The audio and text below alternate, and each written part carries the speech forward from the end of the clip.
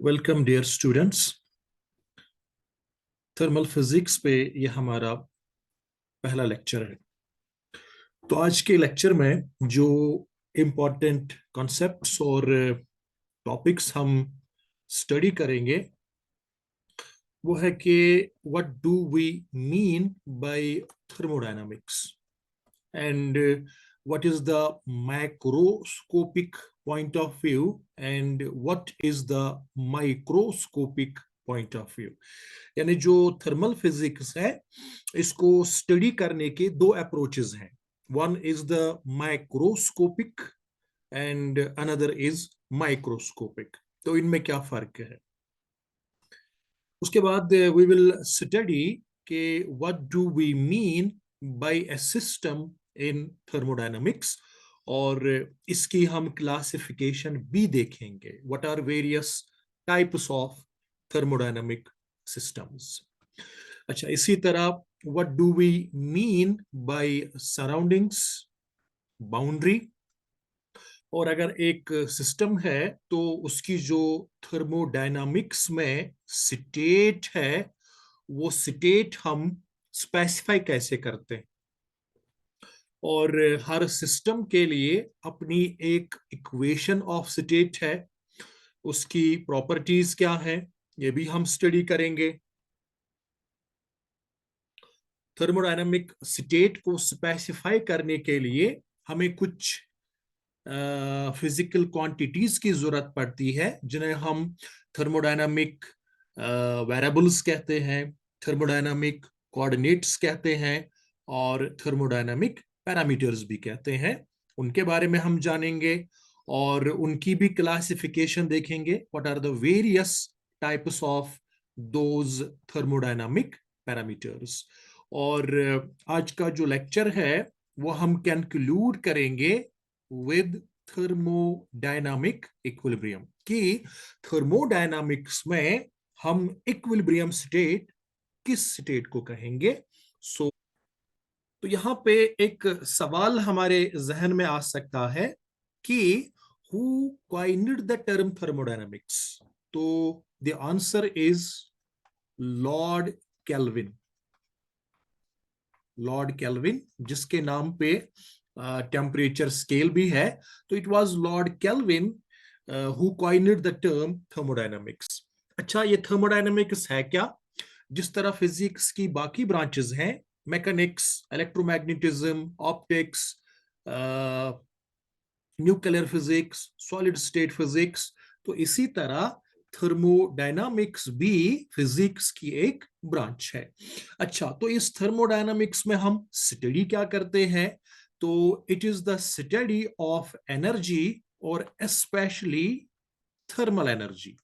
तो सबसे पहले हम इसमें स्टडी करते हैं थर्मल एनर्जी, और उसके बाद इस एनर्जी को हम ट्रांसफर कैसे कर सकते हैं, और ट्रांसफर के साथ साथ इसको हम यूजफुल वर्क में ट्रांसफॉर्म कैसे कर सकते हैं।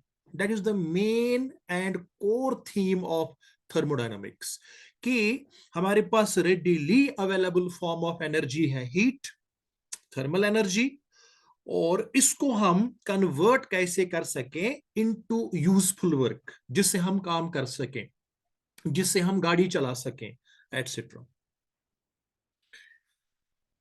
अच्छा, एक और सवाल यहाँ पे हमारे जहन में आ सकता है या आपसे पूछा जा सकता है कि थर्मोडायनामिक्स में ऐसी क्या स्पेशलिटी है जो इसको बाकी ब्रांचेस ऑफ फिजिक्स से डिफरेंशिएट करता है।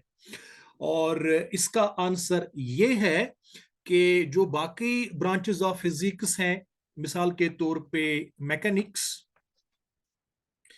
तो मैकेनिक्स पे ज्यादा दो जोर है कि what is the position of a body. You know position of a body, आप उसी पे कुछ मैथमेटिकल ऑपरेशन करके वेलोसिटी देख सकते हैं, एक्सेलरेशन देख सकते हैं, momentum, force, work, energy, etcetera. इसी तरह अगर हम क्वांटम मैकेनिक्स में देखें क्वांटम मैकेनिक्स, तो इट इज मस्ट कि we should be knowing wave function of a particle और द सिस्टम, क्योंकि उसके बाद हम इस मैथमेटिकल ऑपरेटर्स अप्लाई करेंगे इस वेव फंक्शन पे, तो we can get all the information about the system. लेकिन जो थर्मोडायनामिक्स है, in thermodynamics temperature is the essential coordinate. आप जब भी थर्मोडायनामिक्स में किसी सिस्टम की बात करेंगे तो वहां पे टेम्परेचर का जिक्र लाजिमन आएगा। Temperature is always included when we do anything, when we talk about a system in thermodynamics.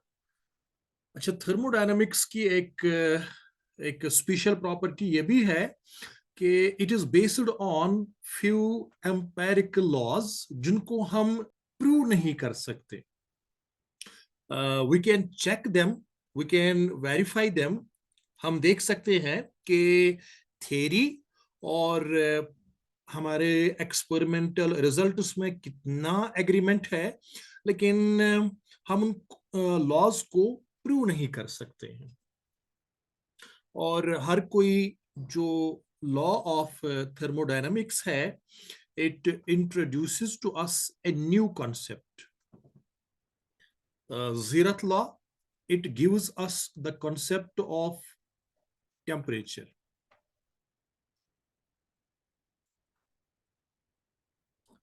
First law, it gives us the concept of internal energy.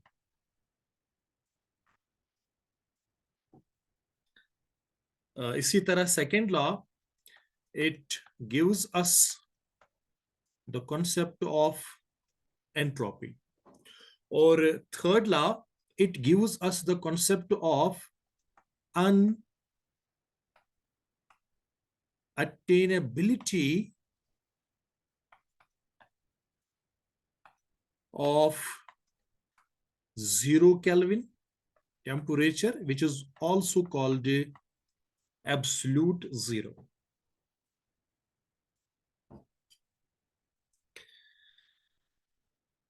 अच्छा, now we will talk about a thermodynamic system. तो पहले एक question पूछा जा सकता है कि who introduced the concept of system? So it was Sadi Carnot, who introduced the concept of thermodynamic system in 1824. Now, what do we mean by a thermodynamic system? तो इसको हम ऐसे डिफाइन करेंगे कि a system is a definite quantity of matter. So number one, it can be a definite quantity of matter, और matter जरूरी नहीं है।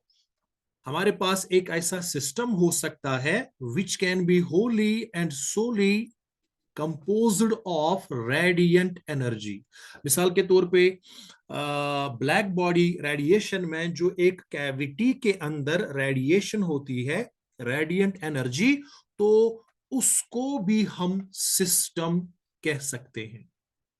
सो जरूरी नहीं है कि सिस्टम के अंदर मैटर जरूरी मौजूद हो। अच्छा, तो सिस्टम क्या हो सकता है? Number one, it can be some definite quantity of matter, और it can be some definite quantity of radiant energy, या न मैटर होगा न रेडिएंट एनर्जी होगी, so it can be some field. Space में आप कहीं पे एक पॉजिटिव प्लेट और उसके पैरेलल एक नेगेटिव प्लेट ले जाएं, पॉजिटिवली चार्जेड, नेगेटिवली चार्जेड, तो supposing this is positively charged plate, this is negatively charged plate, तो बीच में इलेक्ट्रिक फील्ड होगा। तो दिस होल रीजन, सपोजिंग इसमें ये वैक्यूम है, तो इसमें ना मैटर है ना रेडिएंट एनर्जी है, but in this region we have got electric field, तो this can also be termed as a system. So what is a system? It can be definite quantity of matter.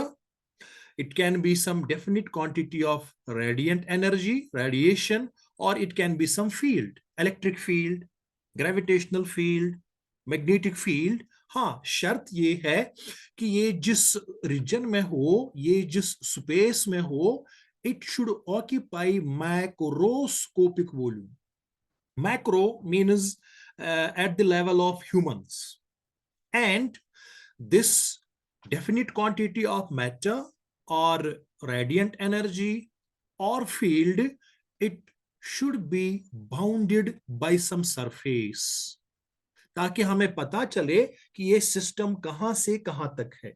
अच्छा, जो boundary है, जो surface इस system को enclose करती है, वो रियल भी हो सकती है और वो इमेजिनरी भी हो सकती है. मिसाल के तौर पे अगर हमारे पास एक गैस सिलेंडर है, तो ऑब्वियसली इस सिलेंडर के अंदर गैस है, उसको हम सिस्टम माने, तो जो वॉल्स ऑफ द सिलेंडर है, दे आर द बाउंड्री. और अगर कहीं पे एयर में कहीं पे एक एयर करंट जा रही हो, गैस फ्लो हो रही हो, तो जिस इमेजिनरी सरफेस के अंदर एक ट्यूब की शक्ल में ये गैस फ्लो हो रही हो, तो वो जो ट्यूब है, उसकी जो सरफेस है, that can be termed as the boundary. So जो एक सिस्टम को एनक्लोज करे, वो सरफेस रियल भी हो सकती है और इमेजिनरी भी हो सकती है. अच्छा, अभी भी we are not done with the definition of a system. A system is some definite quantity of matter और रेडिएशन और फील्ड, और ये स्पेस के ठीक ठाक वॉल्यूम यानी कि माइक्रोस्कोपिक वॉल्यूम में होना चाहिए, और we should be able to describe the thermodynamic state कि इस सिस्टम की हालत क्या है. तो we should be able to measure some variables like temperature. We should be able to measure pressure. We should be able to measure its volume.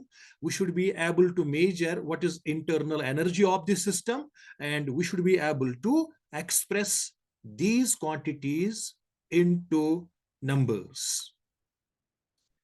तो अगर हम कह सकें कि एक सिस्टम है, उसका टेम्परेचर 5 डिग्री सेल्सियस है, उसका प्रेशर 2 एटमॉस्फेयर है, उसका वॉल्यूम 3 लीटर है, उसके पास जो इंटरनल एनर्जी है वो 15 किलो जूल है, तो अगर हम किसी सिस्टम के स्टेट को स्पेसिफाई कर सकें using temperature, pressure, volume etcetera, तो ऐसे एनक्लोज्ड वॉल्यूम को हम सिस्टम कह सकते हैं.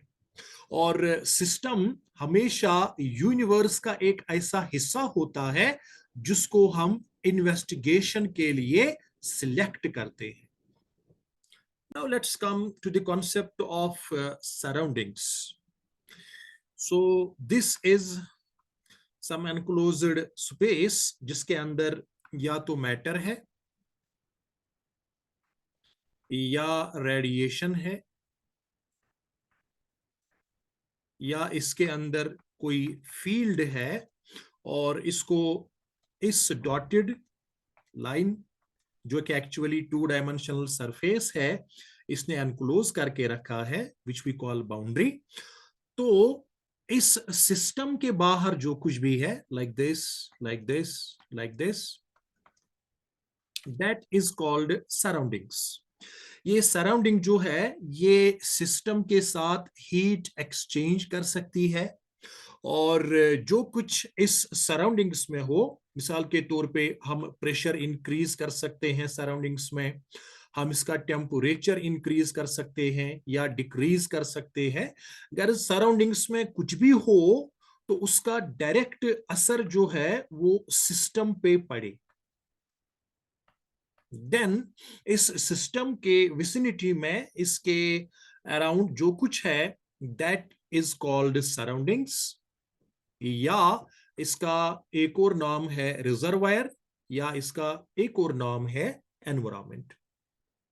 अच्छा, जो ये एक्सचेंज ऑफ एनर्जी है which can take place between system and surroundings, it can take place either by doing work. मिसाल के तौर पे जो सराउंडिंग्स है ये इस सिस्टम को कंप्रेस करे, या इस सराउंडिंग्स में हम मैग्नेटिक फील्ड रखें जो इस सिस्टम को मैग्नेटाइज करें। तो this is the exchange of energy by doing work. या दूसरा तरीका ये है कि जो सराउंडिंग्स है ये it will be hotter body and heat energy will directly flow into the system. अच्छा, जो सिस्टम के साथ ये सराउंडिंग्स है, this surrounding can be another system और it can be many other systems.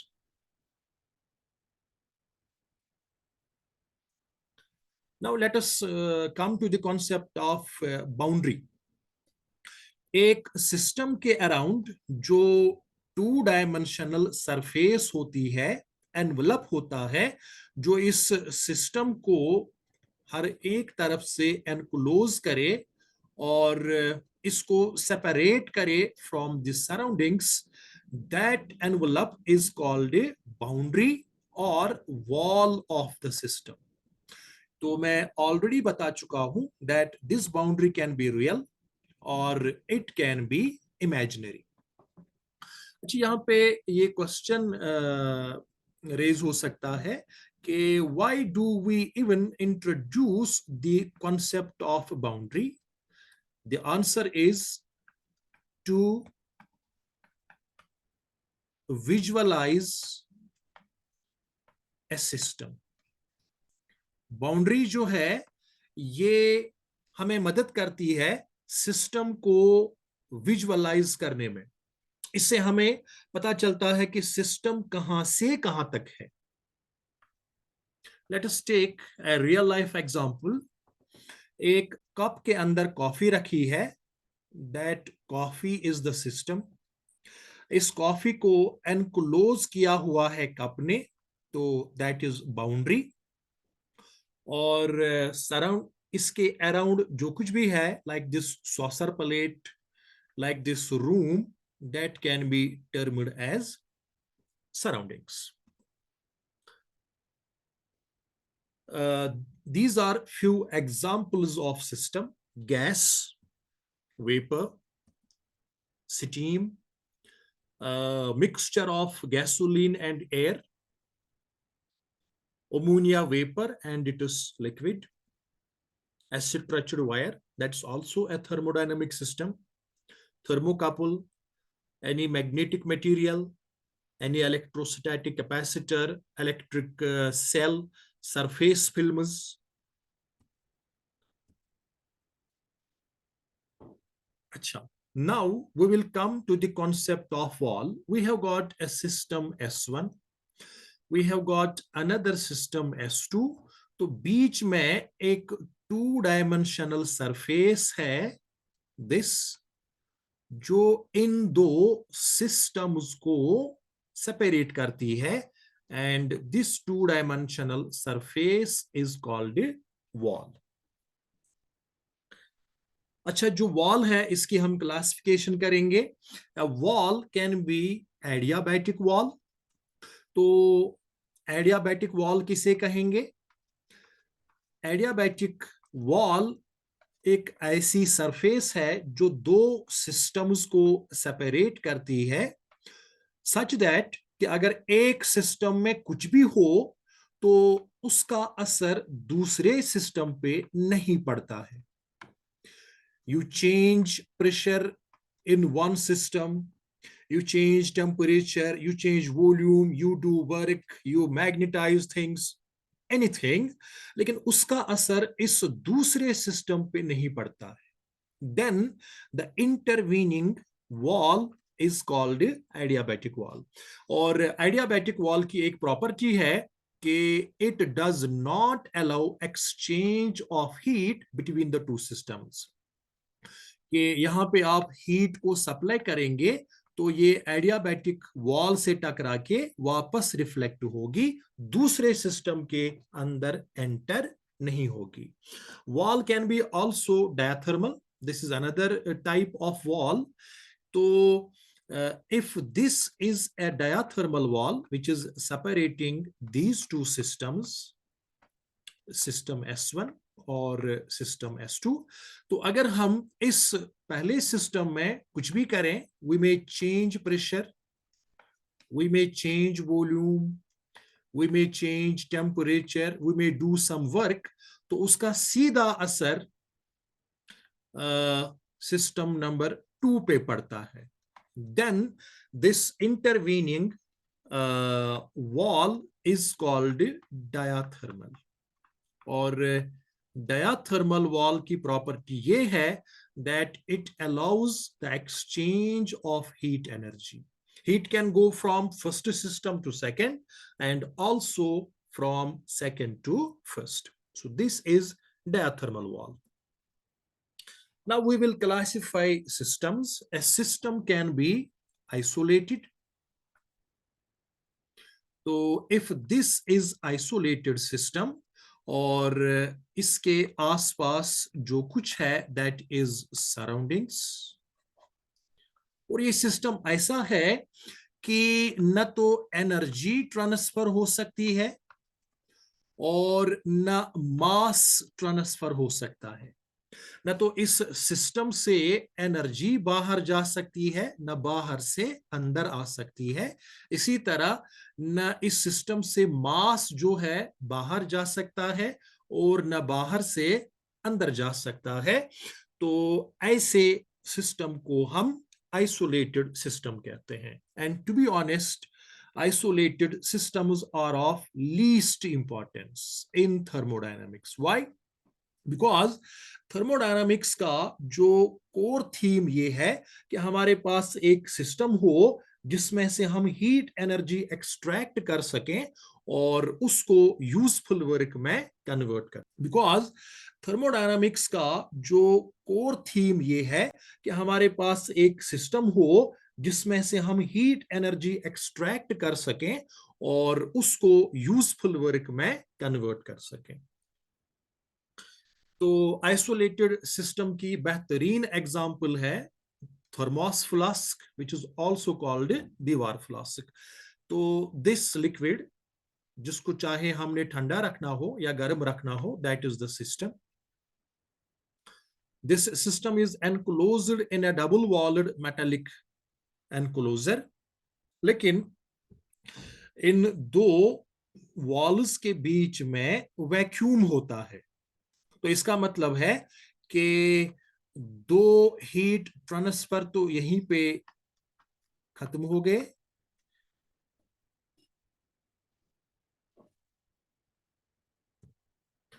तो आइसोलेटेड सिस्टम की बेहतरीन एग्जांपल है thermos flask.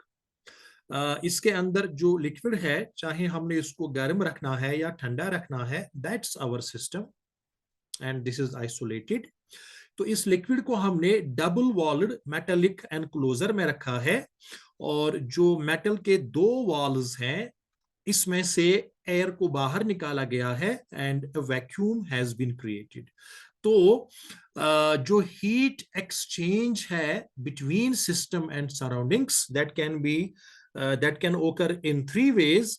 Number 1 is conduction and number 2 is convection. इनके लिए मीडियम की जरूरत पड़ती है, क्योंकि इन दो वॉल्स के बीच में वैक्यूम है, तो ये दोनों तो यहीं पे जीरो बन गए, दे कैन नॉट कंट्रीब्यूट। अब रह जाती है radiation. The third mechanism of heat transfer is radiation. तो इसको भी एलिमिनेट करने के लिए जो इनर साइड है उसको एक रिफ्लेक्टिव कोटिंग लगाई जाती है, सो दैट इस लिक्विड से हीट एनर्जी इस कोटिंग पे पड़े तो वापस रिफ्लेक्ट हो। इसी तरह बाहर की साइड पे भी एक रिफ्लेक्टिव कोटिंग होती है कि बाहर से हीट एनर्जी रेडिएशन इस पे पड़े तो वो वापस रिफ्लेक्ट हो।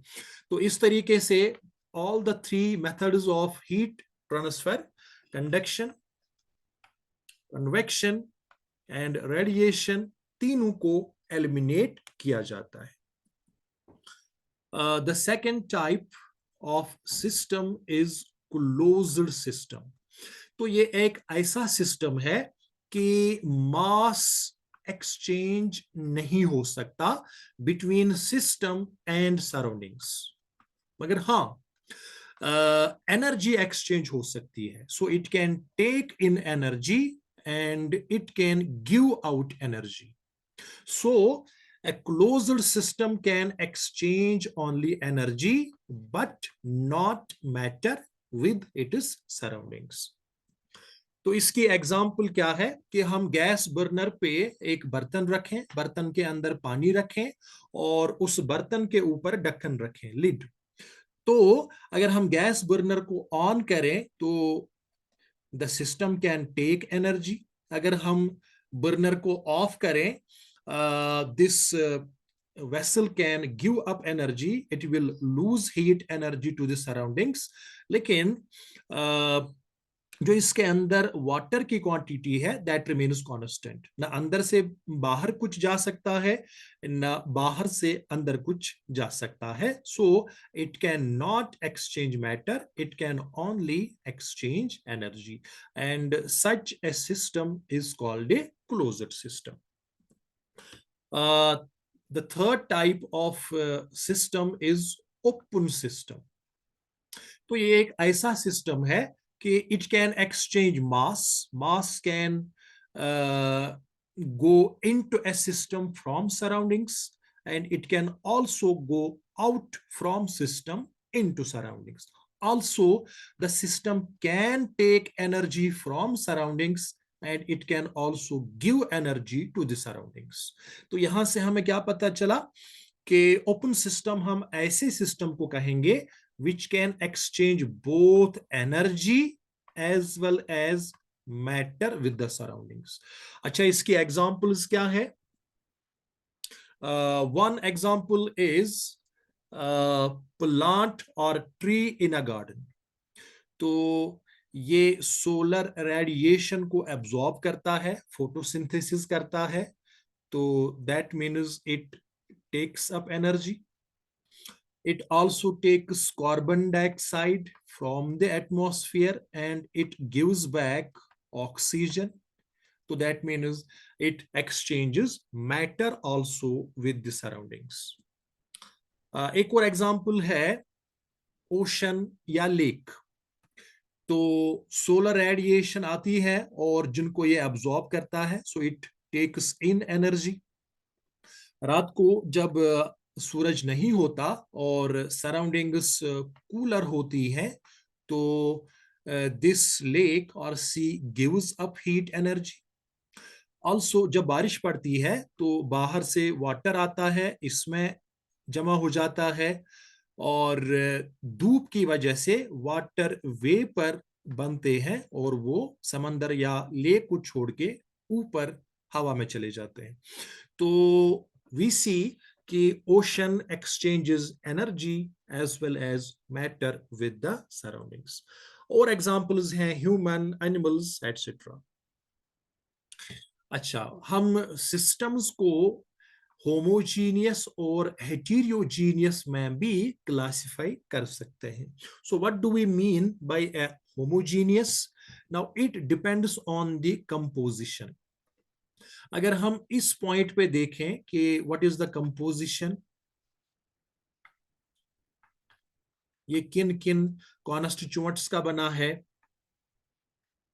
दूसरी जगह पे जाएं, वहां पर भी देखें कि ये कितने कॉन्स्टिट्यूएंट्स का बना है और वो कॉन्स्टिट्यूएंट्स यहाँ कितने हैं पर यूनिट वॉल्यूम और यहाँ कितने हैं पर यूनिट वॉल्यूम। तो अगर हमें ये composition throughout the system same मिले, then such a system is called a homogeneous system.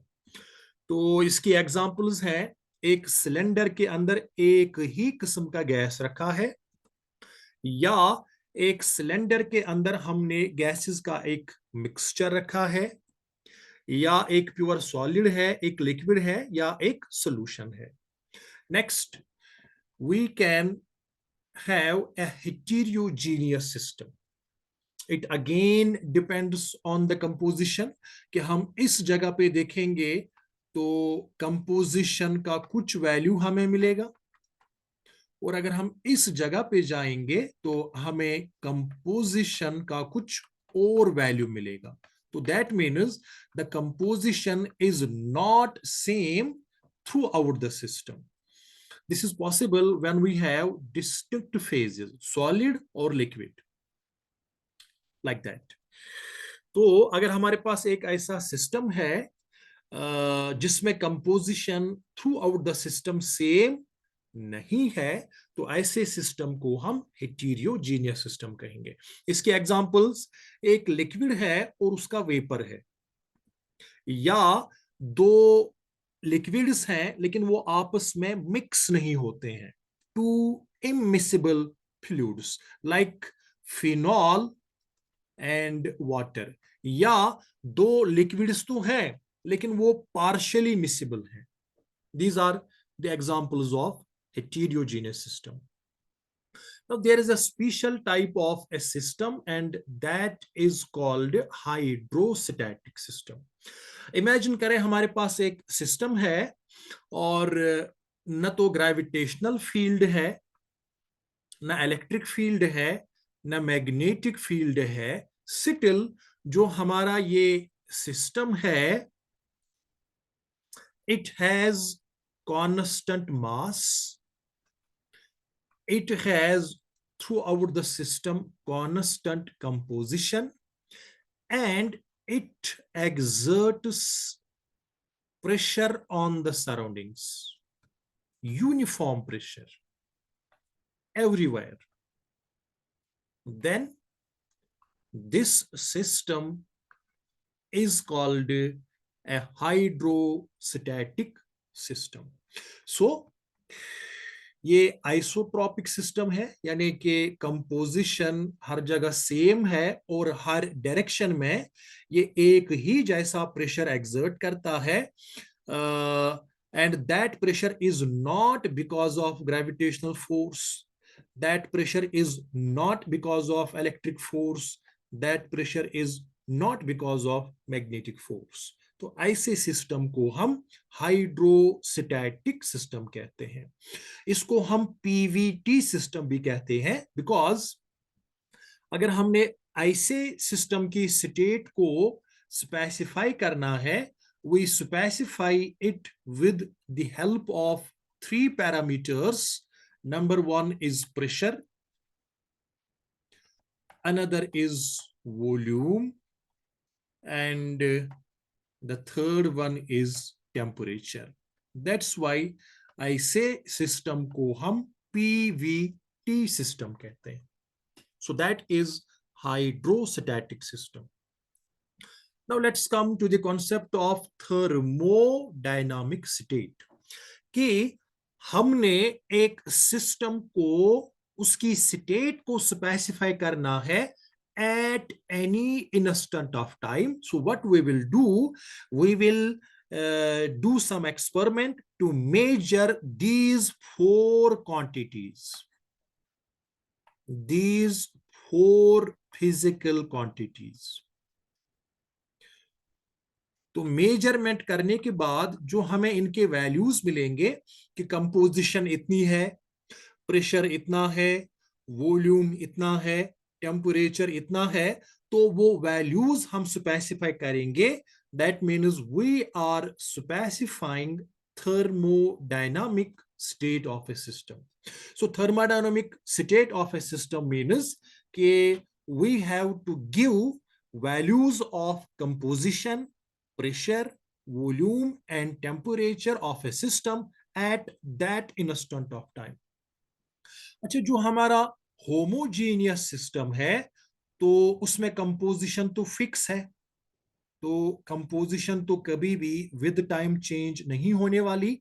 तो ये फिजिकल क्वांटिटी एलिमिनेट हो गई।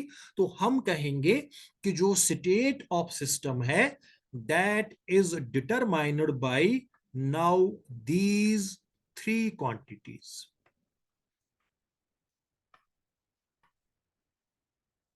which are pressure, volume and temperature.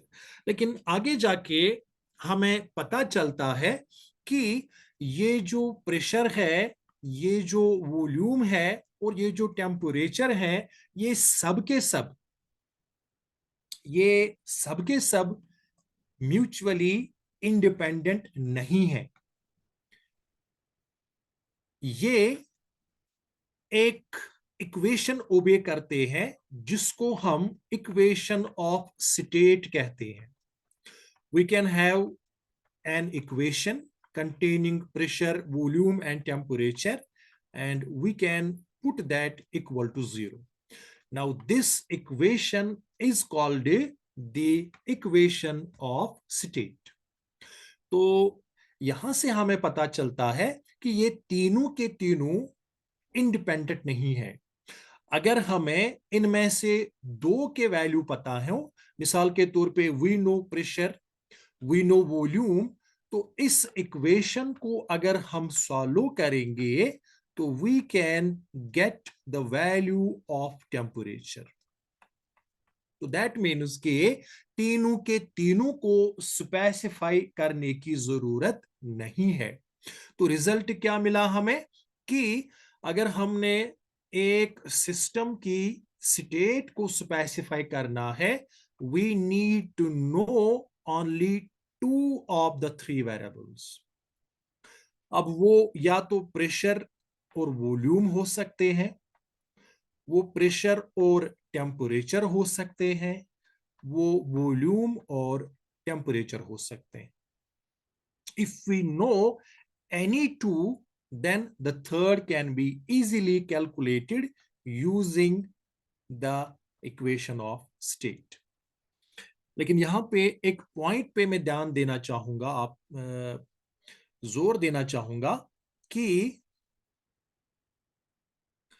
यहां पे मैं एक पॉइंट पे ध्यान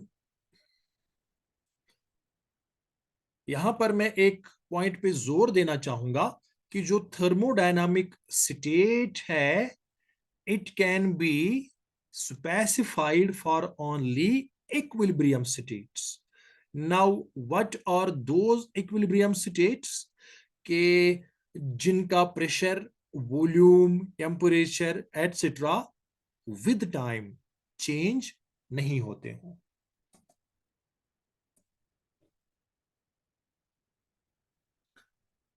अच्छा, जैसा कि मैंने स्टार्ट में कहा कि थर्मल फिजिक्स को स्टडी करने के हमारे पास दो तरीके हैं। One is the macroscopic description. Macroscopic means studying a system at human level or at a larger level. तो इसमें जो भी पैरामीटर्स हैं they are all macroscopic, like pressure, volume, temperature, density, energy, etc. तो मैक्रोस्कोपिक डिस्क्रिप्शन का एक फायदा तो ये है कि we don't need to bother about the structure of the matter, radiation या फील्ड। अंदर से कुछ भी उसका स्ट्रक्चर हो, we don't need to bother about that. हमने देखना है कि मैक्रोस्कोपिक लेवल पे हमारे पास एक रीजन है, एक वॉल्यूम है, उसका एक डेफिनेट प्रेशर है, वॉल्यूम है, टेम्परेचर है एंड सो ऑन। अच्छा, इसका एक और फायदा ये है कि जो मैक्रोस्कोपिक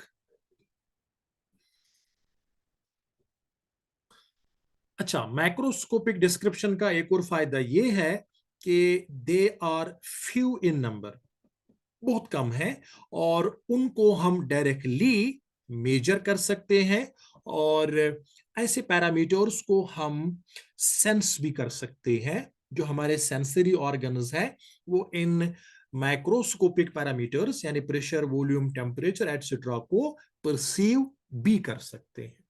अच्छा, इसके पैरेलल दूसरा तरीका थर्मल फिजिक्स को स्टडी करने का है, तो वो है microscopic level, which is also called statistical mechanics. तो इसमें हम जो कुछ स्टडी करते हैं सिस्टम को, we go at molecular scale और even at a smaller scale. तो इसमें मसला ये है कि we have to make assumptions regarding structure of matter, radiation and field. तो इसमें हमें इंटरनल स्ट्रक्चर के बारे में इंफॉर्मेशन होनी चाहिए और इसमें बहुत ज्यादा क्वांटिटीज स्पेसिफाई करनी है। एक गैस मॉलिक्यूल है, उसका मास m है, तो उसकी वेलोसिटी v1 है, दूसरे की वेलोसिटी v2 है, and so on up to the nth. And you know, there are billions and billions of molecules even in 1 liter gas. So some 10 raised to power 28 per cubic meter. अच्छा, इसमें जो microscopic quantities हैं, they are not usually perceived by our senses. और ये जो quantities है, velocity, momentum, experienced by each gas molecule, we cannot measure them directly. We need some indirect methods. But the point is कि चाहे हम macroscopic description use करें, which is also known as thermodynamics, या चाहे हम microscopic description use करें, which is also called statistical mechanics, दोनों सूरतों में we get the same result. Now, what is equation of a state? तो it is a mathematical function, या हम कहेंगे एक मैथमेटिकल इक्वेशन है, रिलेशन है, which relates the appropriate thermodynamic parameters or coordinates of a system, but the system must be in equilibrium.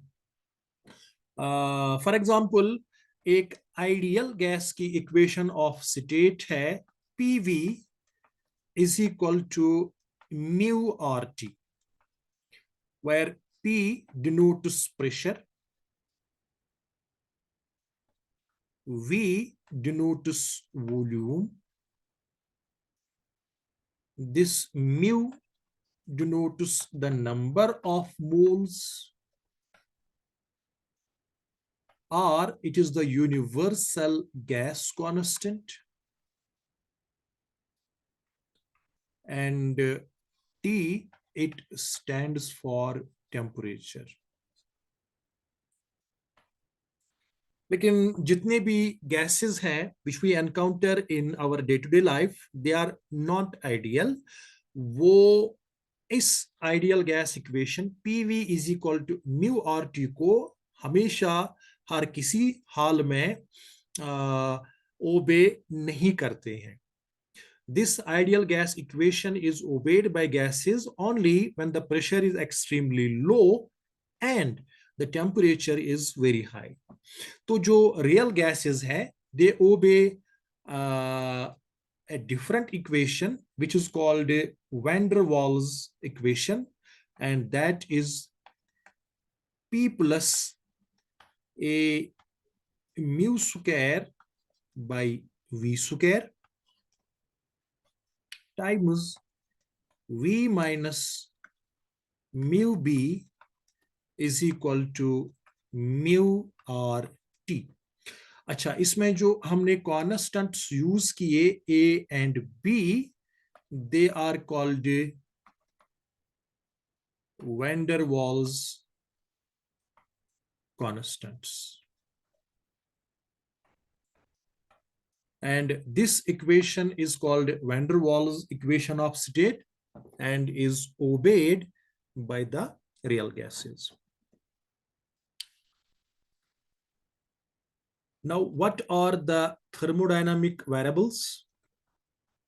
Thermodynamic variables, coordinates, parameters, ये वो physical quantities हैं जो कि मैक्रोस्कोपिक होती हैं, which can be perceived and measured at human level, और इनको हम यूज करते हैं to specify state of a thermodynamic system.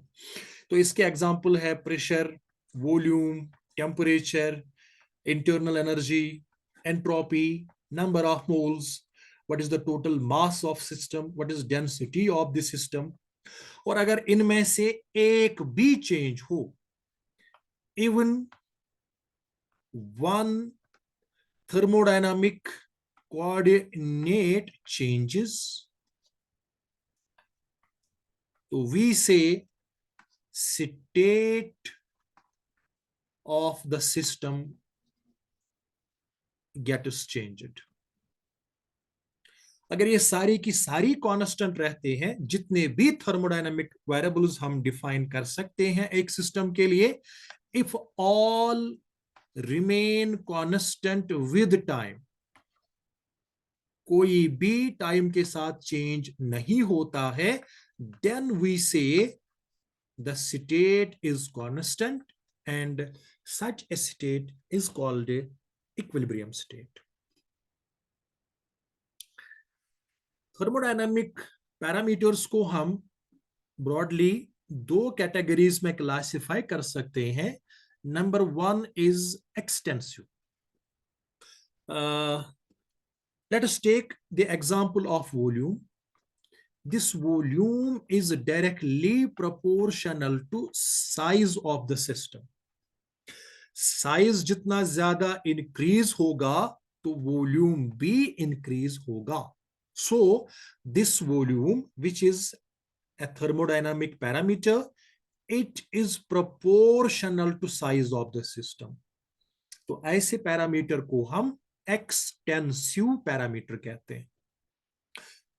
Internal energy, that is again extensive parameter, कि सिस्टम का साइज जितना ज्यादा होगा तो वो अपने अंदर उतनी ज्यादा एनर्जी को स्टोर कर सकता है। Entropy, entropy is defined as disorder. एक मकान या कमरा, उसका साइज जितना ज्यादा होगा तो उसके अंदर डिसऑर्डर भी उतना ज्यादा हो सकता है। Similarly number of moles, total mass, enthalpy, Gibbs free energy, magnetization, polarization, they are all examples of extensive parameters। The second property of extensive parameter is that कि जो extensive parameter है, अगर हम इस सिस्टम के हिस्से करें, this is the first part, इसी तरह इसका हम दूसरा हिस्सा करें, तीसरा हिस्सा करें, and so on, इसी तरह we divide the system into n parts। और हमारे पास एक एक्सटेंसिव पैरामीटर है x, x1, इसी तरह दूसरे पार्ट के लिए x2, तीसरे पार्ट के लिए x3 and so on up to nth part के लिए xn। तो अगर हमने टोटल सिस्टम के लिए इस x का वैल्यू देखना हो, then we have to add those individual values। The total value of x will be given by the sum of individual values। तो इसका मतलब ये है कि जो एक एक्सटेंसिव पैरामीटर है, extensive parameter shows additive property।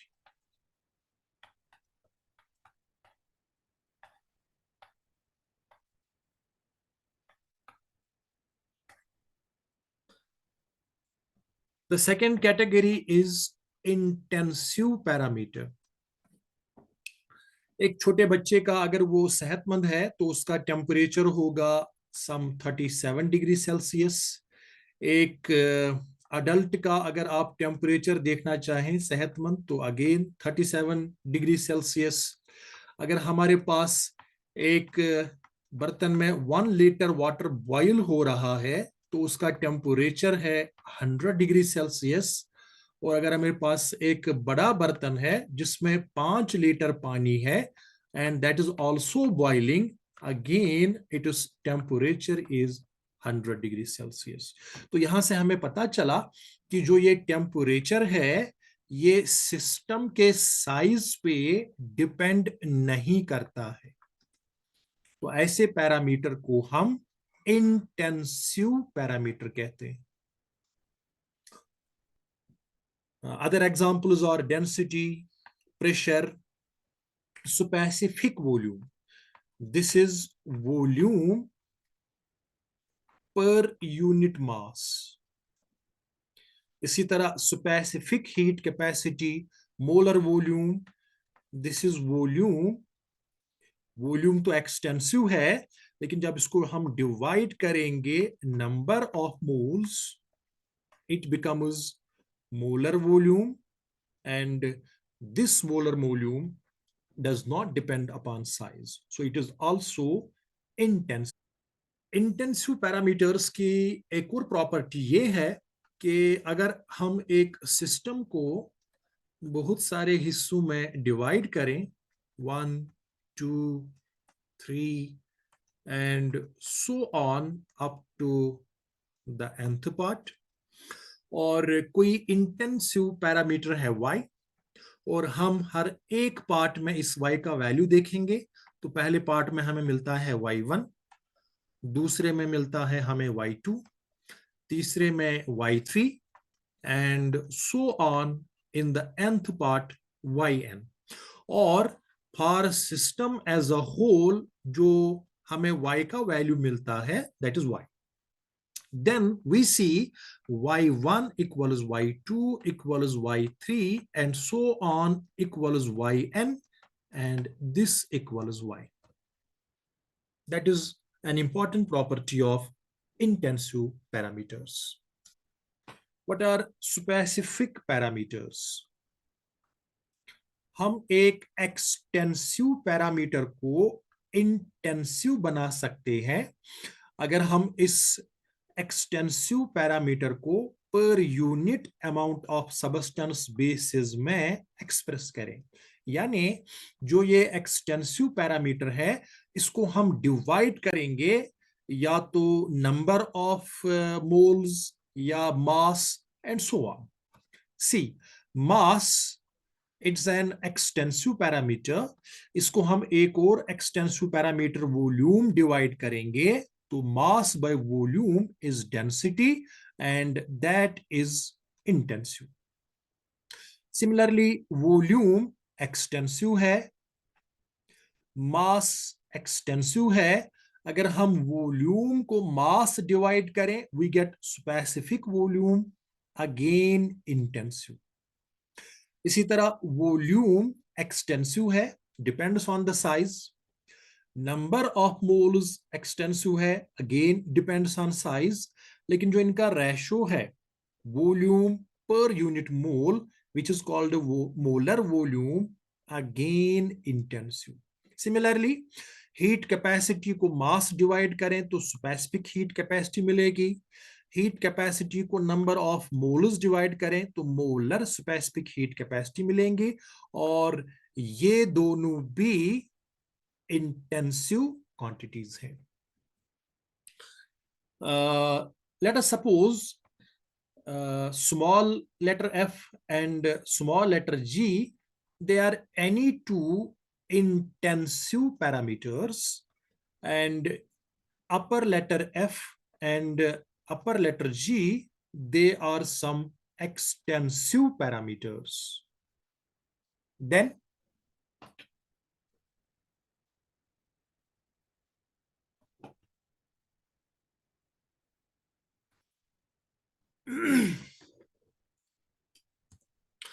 let us suppose small letter f and g, they are some intensive parameters, or capital letter f and g, they are some extensive parameters. Then F plus G, F into G, F by G.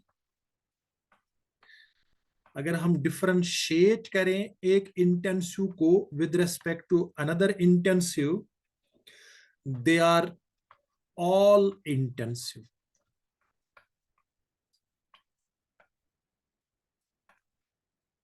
अच्छा, इसी तरह अगर हम extensive को add करें, extensive को multiply करें, extensive, intensive को मल्टीप्लाई करें, एक्सटेंसिव, एक एक्सटेंसिव को डिवाइड करें, इंटेंसिव, एक एक्सटेंसिव को डिफरेंशिएट करें with respect to intensive, they are all extensive parameters.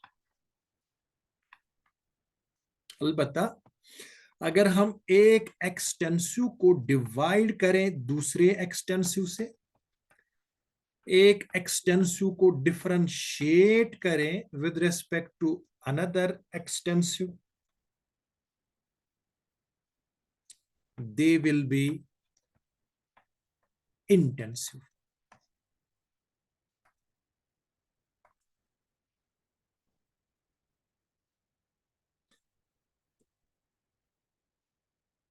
Now let us come to thermodynamic equilibrium. हमारा जो सिस्टम है वो हाइड्रोस्टैटिक हो सकता है, वो फिजिकल हो सकता है, वो केमिकल हो सकता है. तो इसीलिए जो थर्मोडायनामिक इक्विलिब्रियम है, it is actually a sum of these equilibria. There are 3 conditions. जब ये तीनों कंडीशंस होल्ड गुड करेंगे, जब ये तीनों conditions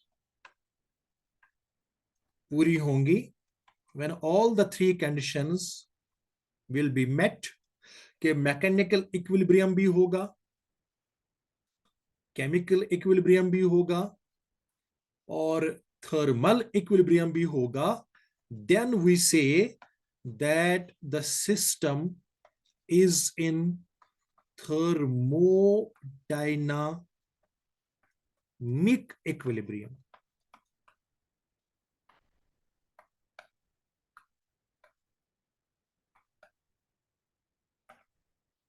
So thermodynamic equilibrium is basically sum of these 3 equilibria: mechanical, chemical, and thermal.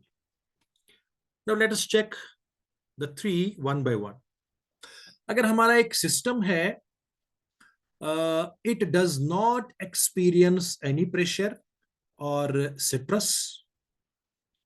जो हमारा सिस्टम है कहीं पे एक डायरेक्शन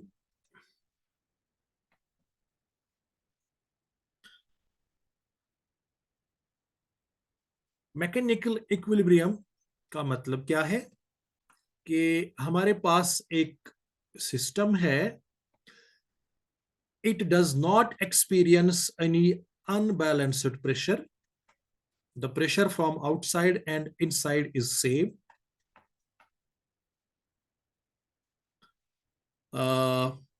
एक जगह और दूसरी जगह के बीच में अगर हम नेट फोर्स देखें, there is no net force in any particular direction.